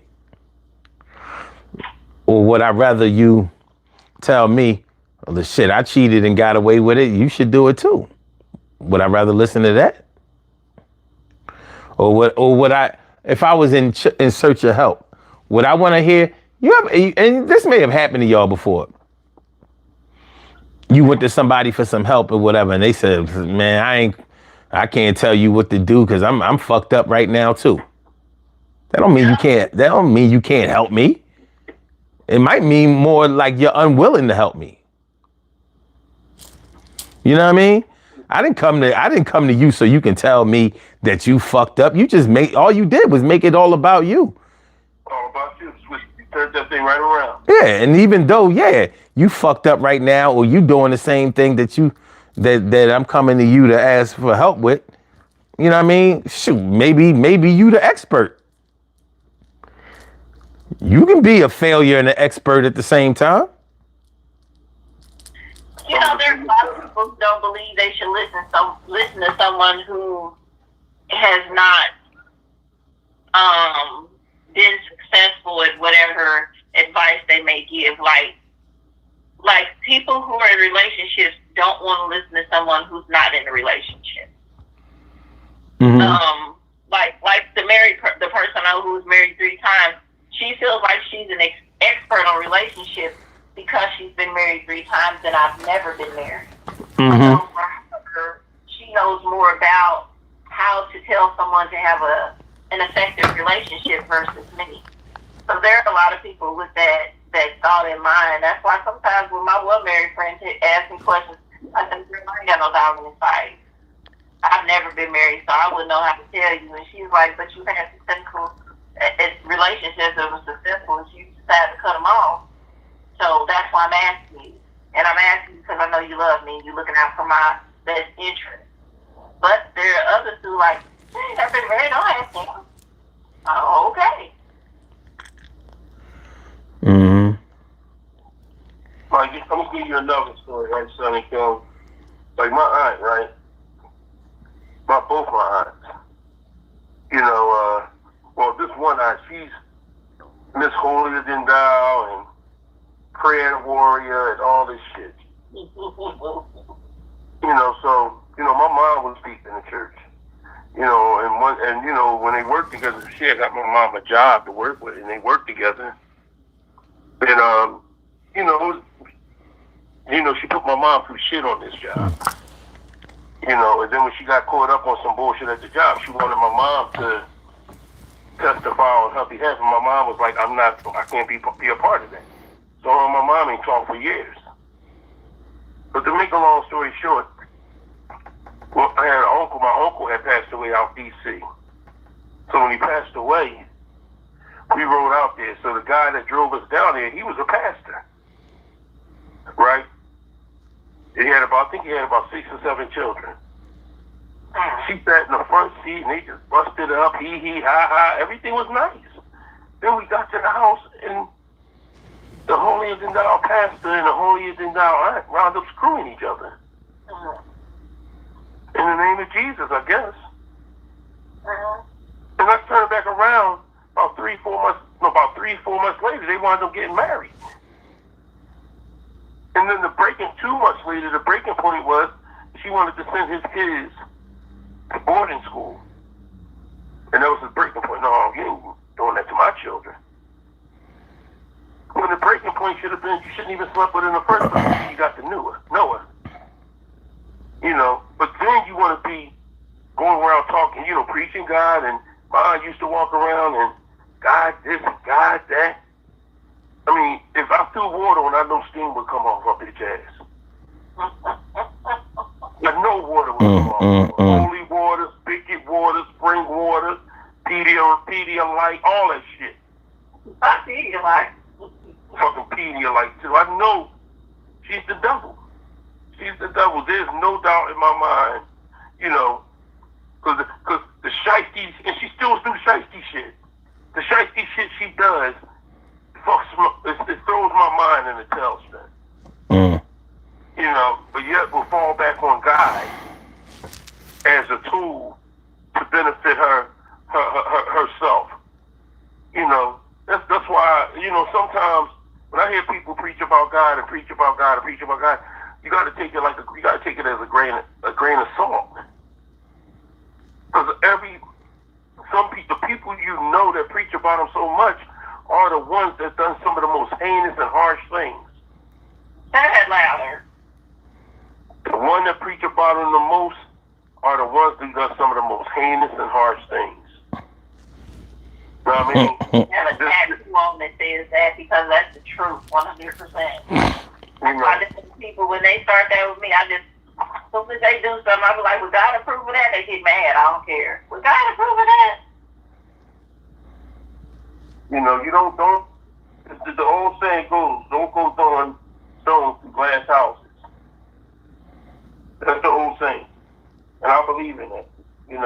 Especially when people know your glass house and know the shit you done and seen everything. See, when you're a kid, people think that you don't know this shit, that you just this dumb, illiterate kid walking around talking about, no, you see that shit. And it goes into your cerebral cortex and see right into that damn memory bank. And then as you get older, you start remembering shit like, I remember when that bitch did that. I know you're not mine. Like when my mom passed away, I snapped on my aunts. Until this day, I've been talking to them in 6 years. I talked to them last year after my nephew passed away. And my aunt said, "You remember what your nephew said he was going to do to you if you disrespect us again?" And my sister said, "You do know if your nephew called the cops, he can put that down as a threat and get y'all locked up." Then he stop texting me or stop calling me. But see, the thing about it is that when you wrong, take accountability. Stop using God as a crutch to sit back and hold you and to walk around with this holier than thou persona as if you've done nothing the fuck wrong. When you get people's social security number, when you become a caregiver and you get involved with these people, and then you turn back around when they die, they put their name in your name in their will, and you benefit off their death. You're fucked up. You're fucked up. Like I told my brother, I said, I believe my aunt got all our social security numbers. I believe there is a life insurance policy in all of my brothers and sisters' names. That's messed up. Because I know the shystiness of this one eye. He's not about, don't sit back and preach God. You're about to come up. You're about to fucking come up. Praise Jesus on that bitch. And you know I like calling women bitches, but she's a bitch. Kim, can you call her a bitch for me? Yeah. Thank you, Kim. You're welcome. Thank you, I appreciate that. I need that. Fucking bitch. You know what I mean? My aunt said this too. She said, so what you're telling me is that your mother was Mother Teresa? I said, compared to y'all dyke bitches, yeah. Fucking right, my mom was Mother Teresa. My mom wasn't the perfect mom. I'm talking about, she had, whatever my mom was doing or whatever, how she got whatever she wanted, that's my mom's business. I've never seen that. She protected us from seeing anything. The only time my mom didn't protect us from seeing anything was when she was abused by this one man, and this one man took her out by gunpoint. You know, but other than that, my mom protected us from every fucking thing that she did or however, and this, that, and other. You know? That's what moms do. That's what mothers do. That's what a mother does. She protects. That's part of her responsibility. That's part of her accepted responsibility is to protect. And no, it's not all. It doesn't always come with perfection. By no means. Mm. Like even I mean, real talk. A lot of times men want to downplay women and go hard, but we do what we have to do. A lot of times we are forced into things we don't want to do to survive, for us to provide for us to do the things we have to do. And that don't shame us for everything, because none of us are perfect. And the same niggas shaming these women, you part of the problem. Y'all in the act too. That's what I'm saying. Like, none of us are perfect. And I hate that. It's a lot of that goes on. That's what's wrong with this administration. Y'all sitting up here shaming everybody for watching porn and y'all deviants all through there. The hell? Listen, there's nothing wrong with watching porn.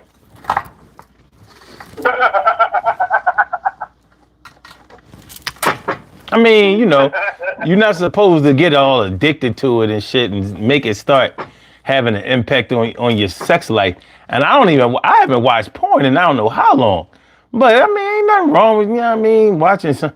Listen, I'll tell y'all, don't fuck around me, because I'm watching. You know what I'm saying? Like, I'm watching. I'm watching. You know what I mean? You come over my crib. I do too. I'm just saying. I'm watching. Talking about something you shouldn't be watching. Shit, they shouldn't be fucking within my eyesight. I'm watching. I'm gonna watch all the way to the end too. Like, oh, damn, homie bust kind of fast, and she ain't even mad about it. But I don't know. But yeah. Other than that, I mean, you know, just you have to be self-aware. You have to know. Don't forget where you come from. That's the best way I can put it. Don't forget where you come from, because somebody is going to remind you. They are definitely going to remind you if you forget where you came from. So now I'll just say tread lightly when it comes to that. Like I'm gonna give you a number for instance, right? And I know you're ready to go soon, right? So I had grew up with Nate from Boys and Men, right? So we all used to hang around with each other. He used to be part of this rap group called JTTR, and it was this boy named Zeke and Keith. And, you know, when that broke down, and they had put a record out, and everything was cool, and it was played on the radio. It was just you know, citywide. It was nice. They was doing their thing. So they made a plan that whoever make it, you know, look out for each other. Make a long story short, when Nate made it and the Boys and Men thing came out, he had Zeke and Keith dancing for him, being background dancers at Powerhouse for him. And Zeke and Keith thought that was going to be their thing. They was going to be backup dancers for Boys and Men. Little did they know that Wanye and Sean and Mike wanted to bring their friends on to be backup dancers. So what Michael Bivens said, no, we just going to let y'all dance. We're going to get Brooke, what's his name, that had a lot to do with New Edition and their choreography to do your choreography. And then knocked out Zeke and Keith from doing anything. So that pat that they had meant nothing. But when Nate blew up and he got his Toyota 4Runner, his first car, he rode around the neighborhood and he seen him standing on the corner of 17th and Carpenter. And he was like, damn, that's all the fuck y'all got to do? Stand on the fucking corner. You ain't got no other fucking life to do? Same corner you was just standing on about maybe 5-6 months ago, bitch. You see, forget where you came from. You know, he's forgetting how you didn't have a house phone and you had to talk to Michael Bivens on a payphone outside the bar. You keep forgetting them small things that you struggle with. When your boys, Zeke and Keith, used to have to give you shoes and clothes to wear because you didn't have them at the time to wear. You forget them times. You know, so when you blow up and you have this big blow up and you forget to sprinkle them jewels to the people, them two ones that was there when you needed them the most. You fuck everybody else. And sometimes you forget to sprinkle things and develop some type of foundation and give back. But yet you can ridicule them standing on that same corner you were standing on. Not selling drugs, just enjoying themselves, having fun, playing music. You know? I mean, never forget where you come from and stop ridiculing people for what the fuck that you've done. You've done the same thing. You stood on that same corner. Don't ridicule them for smoking weed, because you was smoking weed too, nigga. You was doing everything, but now then you didn't blew up someone, because this before all that, this was just Motown Philly. This wasn't End of the Road blowing up. So, I mean, this was first album blow up. Not even first album, just Motown Philly. You know, I can respect what you did to get there, and I can respect you as all that, but don't disrespect other people when you get to that level. And if you felt as though that's all they had to do was be in that corner, since you made millions, give them something to do. Open up a business so you can put them to work to get off the corner. Don't give them money. Help them make money. That way you can stop talking about motherfuckers that's your friends or your brothers that you grew up with standing on the corner. Right. You know what I mean? I yield.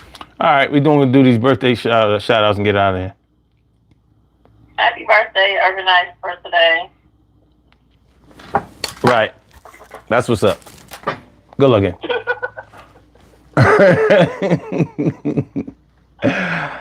All right, y'all do your thing. I'll holler at y'all later. Y'all have a great day. Thanks for calling in. Thanks for your insight. Thanks for your information. Thanks for your participation.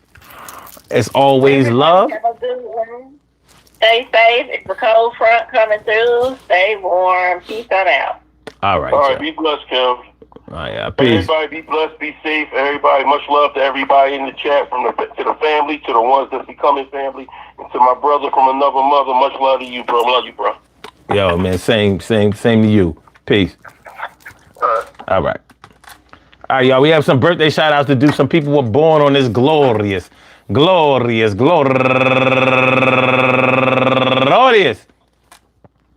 May 3rd, and they deserve to be acknowledged. So let's go about our business of acknowledging them and making them feel special because they are special, because they are special, because they are SPECIAL. They get the RESPECT. They are SPECIAL. They get the RESPECT. They are SPECIAL. They get the RESPECT. They get number one out the box, Kim Ross, and also T. Taylor, Doro Specialties, Elizabeth Galabade, Galagade, and also, it's actually Bolagade. Okay.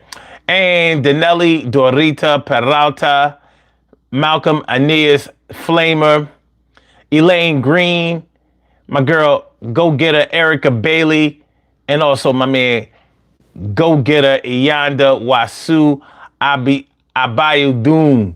I want to say happy birthday to all of y'all. And I hope that today finds you all a good health, happiness, mind, body, soul, and spirit. And that goes out to each and every person out there born on this glorious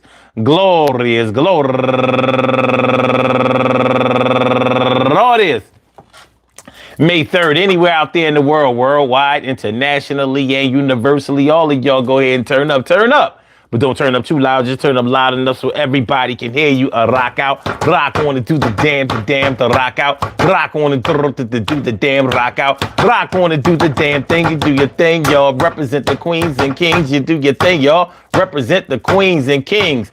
Good things happen to those who wait. Great things happen to those who grind. Anything can happen to those who go for theirs. So go hard, go for yours, and remember, go hard, go for yours, and remember, Don't ever forget where you come from, cause somebody's going to remind you and find you a way to say that you was lying. And now you, even though you're doing well, you're still trying to make somebody else look bad. And there's no need to do that shit. And if I had my way, then I would make sure that another day that you would make sure that in your own lane you would stay. And there's no reason not to, because somebody might try to stab you or maybe shot you. And maybe you did that before, but you've changed your life around for sure. And the score then kind of got even, but you got to not force what you believe in to the next person, the next man, the next woman, your next thing, the next plan. Yo, just live your life outright and you can be an example of your own light. Everything is going to turn out good. I'm glad that you got shit together, but let's get it understood. Yo, well, your time is your time, and their time is their time, and they going to shine when it's time. And you ain't got to turn on the light, just drop the knowledge and get out of here like college that you went to. You had a trunk party and got all crazy. Yo, peace to Party Artie. That was a battle rapper. That was back in the days. He was doing the whole thing. Yo, up in the blaze. And I think that before our time gets short, that we got to make sure that out here, the lessons we taught are the ones that made them things that significant. I'm going to tell you like this. Yo, my man, he meant to do well, but sometimes he fell back and he had backsliding. Yo, he's still riding because he's still trying, and I respect it. And everything is going to be all right because we connected. And I'm connected to y'all, connected to me, and we going to go far because that's what expected to be. I see y'all tomorrow night at 1 a.m. Yo, I see y'all, my friend.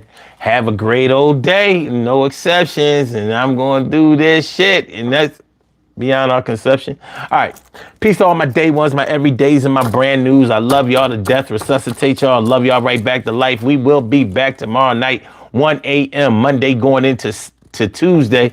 So make sure y'all come on through, man. Be safe for the rest of the day. Have some fun. You know what I mean? Go Sixers. I can't believe we did it. Can't believe it. But we'll see how it works out with this series with the Knicks.